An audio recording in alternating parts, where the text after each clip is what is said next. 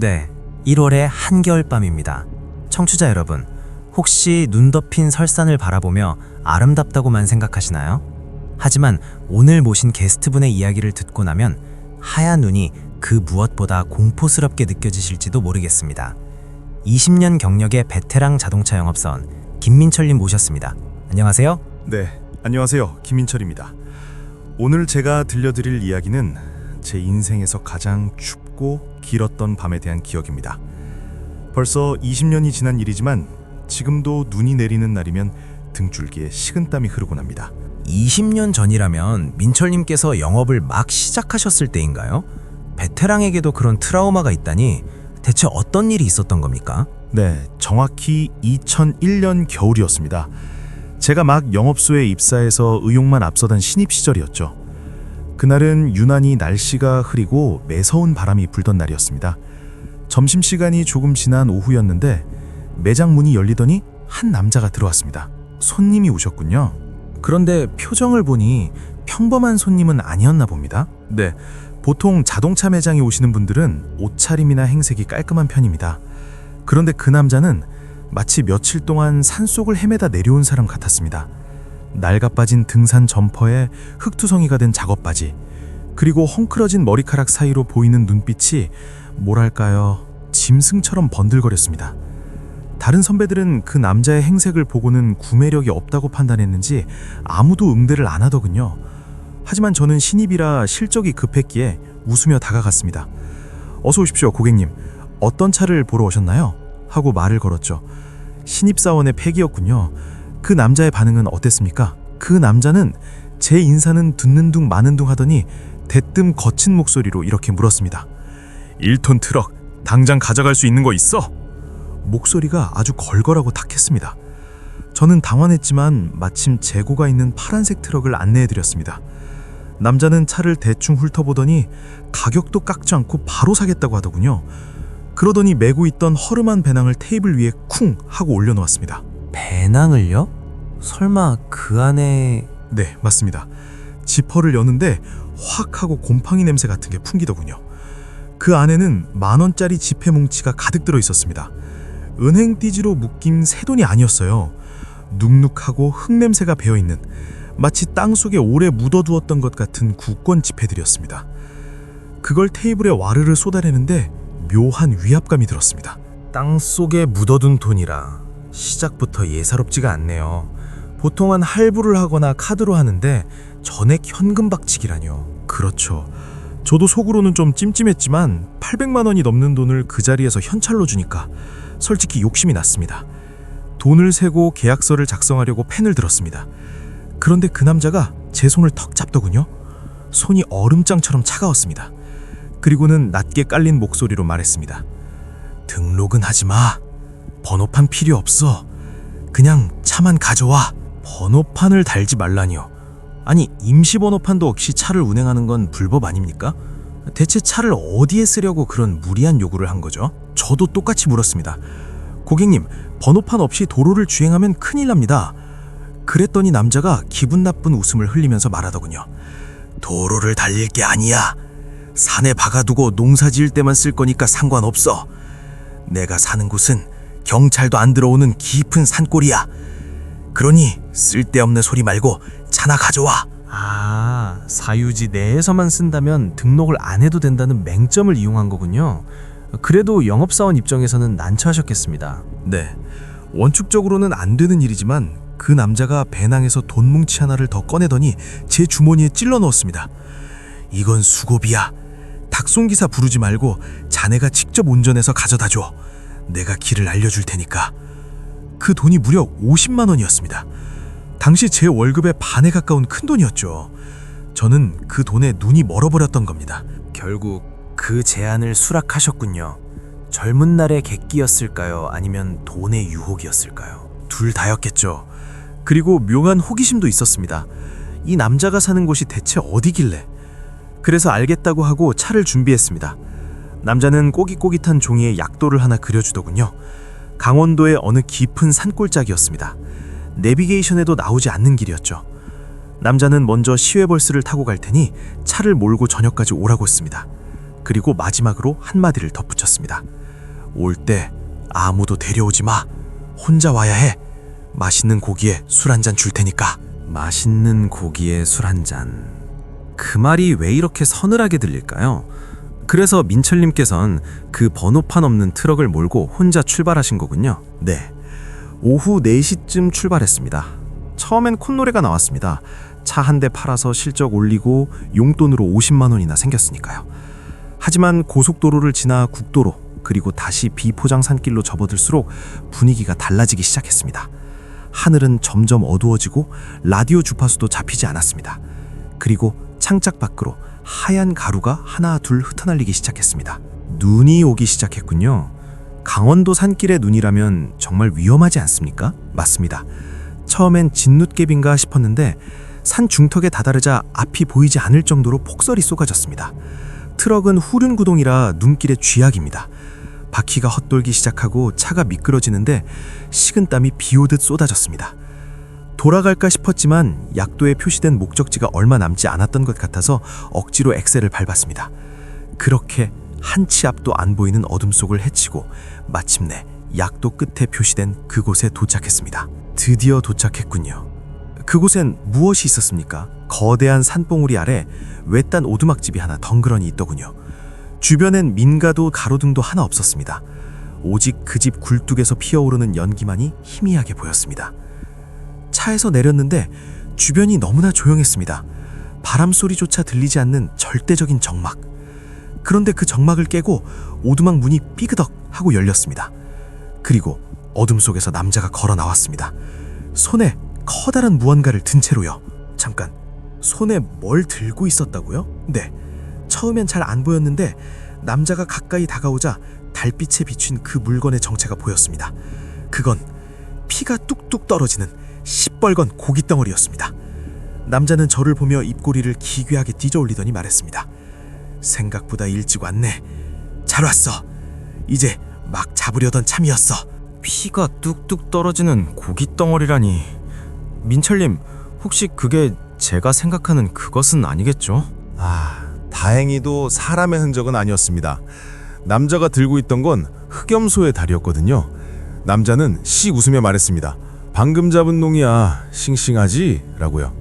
저는 안도감보다는 역겨움이 먼저 올라왔지만 억지로 웃어 보였습니다. 그리고는 빨리 차를 돌려 내려가려고 했습니다. 이곳의 분위기가 너무나 기괴해서 1분이라도 더 있고 싶지 않았거든요. 그런데 문제가 생겼습니다.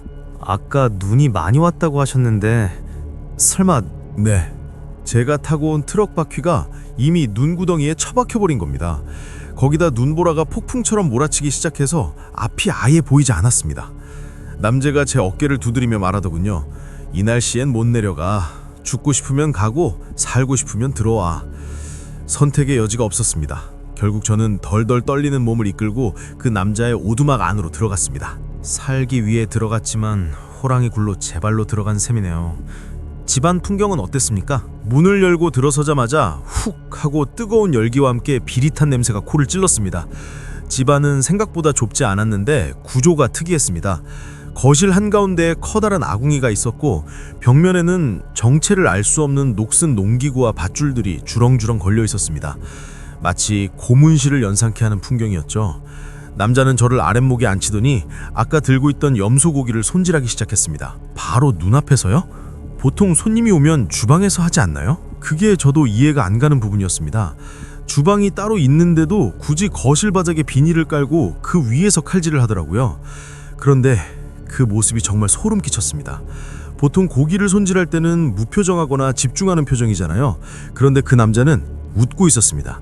입으로는 콧노래를 흥얼거리면서 칼이 살을 파고들 때마다 황홀하다는 듯한 표정을 짓는 겁니다. 소리 좋지. 아주 부드러워. 이렇게 중얼거리면서요. 세상에, 마치 그 행위 자체를 즐기는 것 같군요. 보고 있는 것만으로도 고문이었겠습니다. 네, 피가 튀어 얼굴에 묻었는데도 닦을 생각도 안 하더군요. 저는 속이 울렁거려서 고개를 돌리고 싶었지만 남자가 자꾸 말을 걸어서 그럴 수도 없었습니다. 자네, 이 부위가 어딘지 아나? 여기를 찌르면 짐승이든 사람이든 소리도 못 지르고 가거든. 그런 섬뜩한 농담을 던지면서 저를 빤히 쳐다봤습니다. 그 눈빛이 마치 저를 다음 사냥감으로 간을 보는 것 같았습니다. 농담이 농담처럼 들리지 않았겠네요. 식사는 제대로 하셨습니까? 거절하면 화를 낼 것 같아서 억지로 먹었습니다. 삶은 고기를 내왔는데 무슨 고무 씹는 것 같고 비린내가 진동을 해서 넘기기가 힘들었습니다. 그런데 남자는 걸신 들린 사람처럼 허겁지겁 먹어치우더군요. 그러더니 갑자기 좋은 안주에 술이 빠질 수 없지 하면서 방 안쪽에 있는 골방으로 들어갔습니다. 잠시 후 쟁반에 담금주 병들을 잔뜩 들고 나왔습니다. 담금주요? 산에 사는 분들이라면 약초나 뱀 같은 걸로 술을 많이 담그시긴 하죠. 맞습니다. 처음엔 평범해 보였습니다. 더덕주, 야관문주, 심지어 살모사가 통째로 들어간 뱀술도 있었습니다. 남자는 신나서 자랑을 늘어놓았습니다. 이건 5년 된 거고 이건 정력의 최고야 하면서 한 잔씩 권하더군요. 저는 취하면 안 된다는 생각에 입만 대는 신용을 했습니다. 그런데 남자가 마지막으로 아주 작은 항아리 하나를 조심스럽게 꺼냈습니다. 그게 바로 제목에 나왔던 그 붉은 술인가요? 네. 항아리 뚜껑을 여는데 아까 맡았던 비린내와는 차원이 다른 아주 기묘하고 달콤하면서도 역한 냄새가 확 풍겼습니다. 남자가 호리병에 그 술을 따르는데 색깔이 검붉은 핏빛이었습니다. 맑은 술이 아니라 약간 걸쭉한 느낌이었죠. 남자가 그 잔장을 제 코앞에 들이밀며 말했습니다. 이건 아무나 안 주는 거야. 내 보험을 이루거든. 이거 한 잔이면 죽어가던 송자도 벌떡 일어나. 송자도 일어난다라. 표현이 참... 그래서 그 술을 드셨습니까? 남자의 강요에 못 이겨 한 모금 마셨습니다. 입안에 들어오는 순간 쇠맛이 났습니다. 녹슨 철을 할랐던 같은 강한 쇠맛, 그리고 뒤이어 아주 독한 한약재 향이 그 맛을 덮어버리더군요. 으악 하고 인상을 찌푸리자 남자가 낄낄대며 웃었습니다. 어때? 피가 끓는 것 같지? 그게 다 정성 그 자체라서 그래. 정성이라... 쇠맛이 나는 붉은 술... 지금 생각해보면 그게 단순한 약초술은 아니었을 거라는 생각이 드네요. 그때는 몰랐습니다. 그저 오래된 약재 때문에 그런 맛이 나는 줄 알았죠. 술이 몇 잔 들어가자 남자의 얼굴이 더 붉게 상이 되었습니다. 그러더니 갑자기 뜬금없는 질문을 던졌습니다. 자네 가족은 있나? 결혼은 했고? 제가 아직 미혼이고 부모님과는 떨어져 산다고 대답했습니다. 그러자 남자가 아주 묘한 표정으로 고개를 끄덕이더군요. 그래, 혼자 사는구나. 아무도 찾는 사람이 없겠네? 이야... 그 질문은 보통 호구조사가 아니라 타겟을 정할 때 하는 질문 아닙니까? 그 순간 저도 술이 확 깨더군요. 아차, 실수했다 싶었습니다. 남자는 만족스럽다는 듯이 술잔을 비우고는 오늘은 늦었으니 자고 가. 내일 아침에 내가 차 빼줄게 라며 옆방을 내주었습니다. 저는 도망치고 싶었지만 바깥은 이미 칠흑 같은 어둠과 눈보라 뿐이었습니다. 어쩔 수 없이 그 방으로 들어봤는데 그 방에 들어서자마자 저는 제 눈을 의심했습니다. 그 방에 무엇이 있었습니까? 아주 평범한 작은 방이었습니다. 그런데 벽지 곳곳에 긁힌 자국들이 있었습니다. 손톱으로 긁은 듯한 깊은 자국들, 그리고 바닥 구석에는 누군가 흘렸던 검게 변해버린 핏자국이 점점이 묻어 있었습니다. 그제야 직감했습니다. 이 방에서 나 말고도 다른 누군가가 묵었었고 그 사람은 살아서 나가지 못했을 수도 있다는 것을요. 손톱 자국과 핏 자국이라니? 거기서 당장 뛰쳐나왔어야 하는 거 아닙니까? 하지만 밖은 눈보라가 치는 산속이고 정말 진퇴양난이었네요. 그래서 그 방에서 잠을 청하신 겁니까? 잠이 올 리가 없죠. 방문을 잠그려고 했는데 문고리가 밖에서만 걸 수 있게 되어 있고 안쪽에는 잠금 장치가 아예 없었습니다. 마치 감옥처럼요. 저는 불안한 마음에 문 앞에 제 가방을 두고 혹시라도 문이 열리면 바로 알 수 있게 해뒀습니다. 그리고 외투도 벗지 않고 신발도 신은 채로 이불 속에 들어갔습니다. 만약의 사태에 바로 튀어나갈 준비를 한 거죠. 현명한 판단이었습니다. 보통 안심하고 옷부터 벗고 자는데 신발까지 신고 있었다니 본능적으로 위험을 감지하셨군요. 네, 불을 끄고 자는 척 웅크리고 있는데 거실 쪽에서 두런두런 말소리가 들렸습니다. 분명히 아까 그 남자는 혼자 산다고 했거든요. 그런데 누군가와 대화를 하고 있는 겁니다. 너무 궁금하고 무서워서 방문에 귀를 바짝 댔습니다. 그런데 그건 대화가 아니었습니다. 대화가 아니라면 혼잣말을 하고 있었던 건가요? 네, 마치 앞에 누군가가 있는 것처럼 연기를 하고 있었습니다. 목소리 톤을 바꿔가면서요. 아이고, 젊은 놈이 살이 텅텅하게 올랐네. 굵은 목소리로 말하다가 다시 본인 목소리로 그러게 말이야, 이번 겨울은 이걸로 나겠어 이러면서 킬킬대는데 온몸에 소름이 돋아서 미칠 것 같았습니다. 그리고 잠시 후 그 소리가 들리기 시작했습니다. 그 소리라니요? 슥, 슥, 슥. 아주 규칙적이고 섬뜩한 소리. 바로 숫돌에 칼을 가는 소리였습니다. 아까 염소를 잡을 때 썼던 그 칼을 다시 갈고 있는 것 같았습니다. 쇠가 돌에 갈리는 그 날카로운 소리가 조용한 산속 오두막을 가득 채웠습니다. 슥, 슥, 슥. 저는 이불 속에서 입을 틀어막고 숨조차 크게 쉴 수 없었습니다. 제발 저 남자가 술에 취해서 그냥 잠들기만을 기도했죠. 칼을 가는 소리. 정말 상상만 해도 끔찍합니다. 그 시간이 얼마나 지속됐습니까? 한 30분 정도였을까요? 체감상으로는 몇 시간 같았습니다. 그러다 뚝 하고 칼 가는 소리가 멈췄습니다. 그리고 뚜벅 뚜벅 발소리가 제 방문 쪽으로 다가오기 시작했습니다. 저는 급하게 눈을 감고 코를 고는 척을 했습니다. 심장 소리가 너무 커서 들킬까봐 겁이 날 정도였죠. 발소리가 문 바로 앞에서 멈췄습니다. 그리고 한참 동안 아무 소리도 들리지 않았습니다. 문 앞에서 멈췄다니 들어오지도 않고 그냥 서 있었던 건가요? 네, 그 침묵이 더 무서웠습니다. 제가 실눈을 살짝 뜨고 문 쪽을 바라봤는데 시골집 방문은 창호지문이잖아요. 달빛에 비친 문틈 사이로 뭔가가 쑥 들어왔습니다. 젓가락 같은 걸로 문종이에 구멍을 뚫은 겁니다. 그리고 그 작은 구멍으로 희번덕거리는 눈동자가 저를 쳐다보고 있었습니다. 으악, 구멍을 뚫고 지켜보고 있었다고요? 네, 저랑 눈이 딱 마주칠 뻔했습니다. 저는 황급히 눈을 감고 코를 고는 척 연기를 했습니다. 크크, 일부러 뒤척거리기도 했고요. 그러자 밖에서 제대로 골라 떨어졌네 하는 중얼거림이 들리더니 드르륵 하고 방문이 열렸습니다. 결국 들어왔군요. 방 안으로 들어온 남자는 제 머리맡에 털썩 주저앉았습니다. 그러더니 제 몸을 훑는 듯한 시선이 느껴졌습니다. 남자의 손이 제 허벅지를 툭툭 건드렸습니다. 허벅지가 아주 실해 국거리로 딱이겠어. 남자는 아까 염소를 잡을 때 썼던 도구들이 담긴 가방을 제 머리맡에 내려놓았습니다. 철그럭 하는 금속 소리가 났습니다. 지금 사람을 두고 국거리라니. 그 남자 완전히 제정신이 아니었군요. 네, 그는 이미 저를 손님이 아니라 고기로 보고 있었던 겁니다. 남자는 제 귓가에 대고 아주 작게 속삭였습니다. 푹 자라. 그래야 피 뺄 때 안 아프지. 그 말에서 술 냄새와 비린내가 확 풍겼습니다. 남자는 킬킬거리며 다시 밖으로 나갔습니다. 아마 더 큰 도구나 무언가 담을 통을 가지러 간 것 같았습니다. 기회는 그때뿐이었겠군요. 남자가 방심하고 나간 그 짧은 순간, 맞습니다. 남자가 거실로 나가서 부엌 쪽으로 걸어가는 소리가 들리자마자 저는 벌떡 일어났습니다. 도구 가방을 확인해보니 안에는 뼈를 자르는 톱과 정육점 갈고리 같은 것들이 들어있더군요. 이걸 보고 나니 다리에 힘이 풀릴 뻔했지만 여기서 죽을 순 없다는 생각에 정신을 부여잡았습니다. 신발은 이미 신고 있었고 차키는 주머니에 있었습니다. 탈출을 감행하셨군요. 하지만 문 밖으로 나가려면 거실을 지나야 하지 않습니까? 남자가 부엌에 있는데 들키지 않을 수 있었나요? 그게 문제였습니다. 현관으로 나가려면 부엌을 마주보고 지나가야 했습니다. 그래서 저는 방문이 아니라 창문을 선택했습니다. 다행히 방 뒤쪽으로 난 작은 창문이 있었거든요. 창문을 조심스럽게 열었습니다. 찬 바람이 훅 들어왔지만 신경 쓸 겨를이 없었습니다. 창틀을 넘어서 뛰어내렸는데 쌓인 눈 때문에 폭 하는 소리만 나고 다치진 않았습니다. 천만 다행이네요. 그럼 바로 차로 뛰어가신 겁니까? 아니요. 차는 마당 앞쪽에 있었고 남자가 있는 부엌에서도 잘 보이는 위치였습니다. 제가 차 문을 여는 순간 들킬 게 뻔했죠. 하지만 차 없이는 이 산을 내려갈 수 없었습니다. 그래서 저는 미친 척하고 도박을 걸기로 했습니다. 차가 있는 쪽으로 포복하듯이 기어서 접근했습니다. 눈 속에 파묻혀서 개처럼 기어간 거죠. 와, 그 긴박한 상황에서 포복까지. 정말 살겠다는 의지가 대단하셨네요. 차 밑까지 기어가는데 성공했습니다. 운전석 문을 아주 살살 열었습니다. 다행히 오래된 트럭이라 문이 잠기지 않았거든요.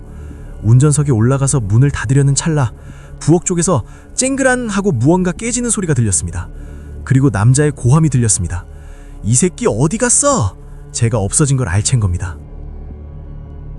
와, 심장이 멎을 것 같습니다. 들켰다는 소리를 듣자마자 몸이 굳어버릴 수도 있었을 텐데 바로 시동을 거신 겁니까? 네, 이 새끼 어디 갔어? 하는 고함과 함께 현관문이 쾅 하고 열리는 소리가 들렸습니다. 저는 미친 듯이 키를 꽂고 들렸습니다. 키릭, 키릭. 추운 날씨 탓인지 한 번에 시동이 걸리지 않더군요. 룸미러로 보니 그 남자가 손에 도끼 같은 걸 들고 속옷 차림으로 마당으로 뛰어내려오고 있었습니다. 맨발로 눈밭을 뛰는데도 속도가 엄청나게 빨랐습니다. 걸리면 죽는다. 제발, 제발. 아, 공포 영화의 한 장면이네요. 남자가 차까지 도달했나요? 거의 닿을 뻔했습니다. 남자가 조수석 문고리를 잡으려는 찰나 부렁 하고 엔진이 터졌습니다. 저는 기어를 1단에 넣을 새도 없이 그냥 사이드 브레이크를 풀고 엑셀을 밟았습니다. 내리막길이라 차가 미끄러지듯이 앞으로 튕겨나갔습니다.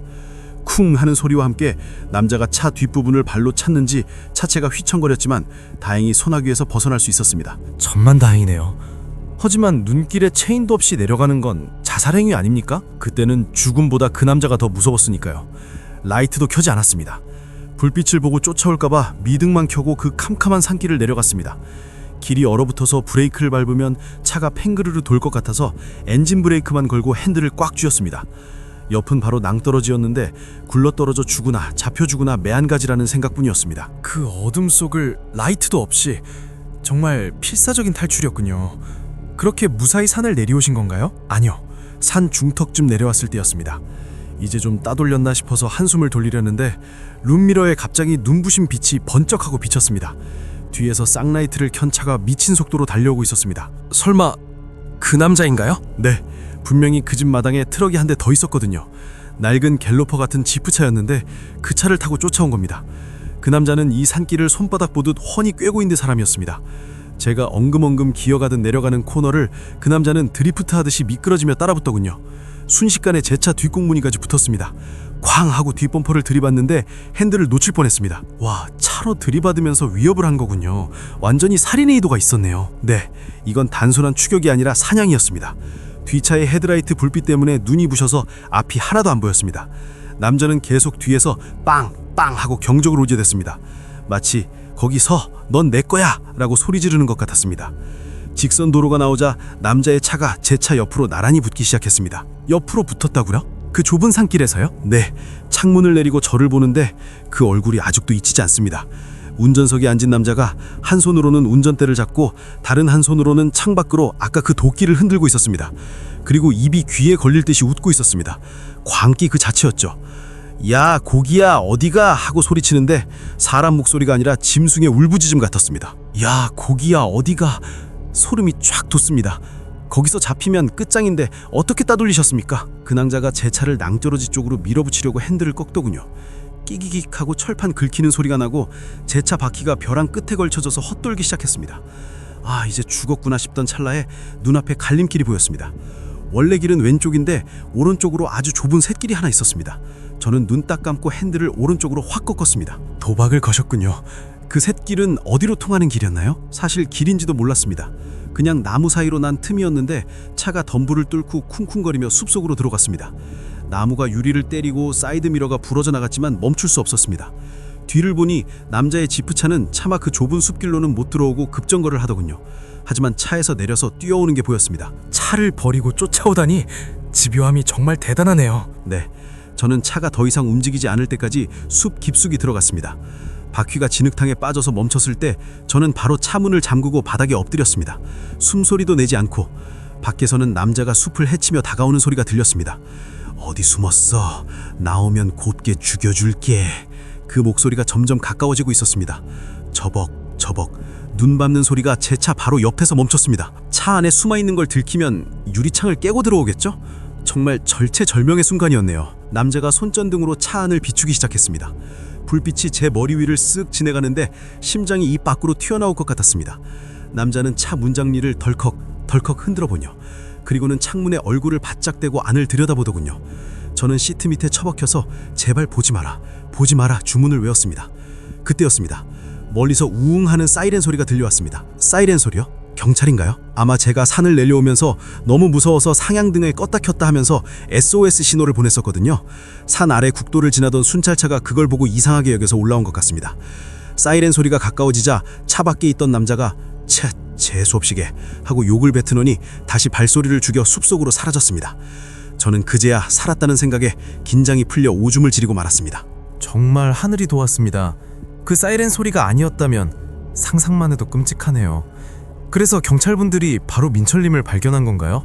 네, 순찰차 2대가 경광등을 번쩍이며 올라왔습니다. 경찰관들이 차 안에 웅크리고 있던 저를 발견하고 문을 두드렸을 때 저는 그제야 긴장이 풀려 엉엉 울음을 터뜨렸습니다.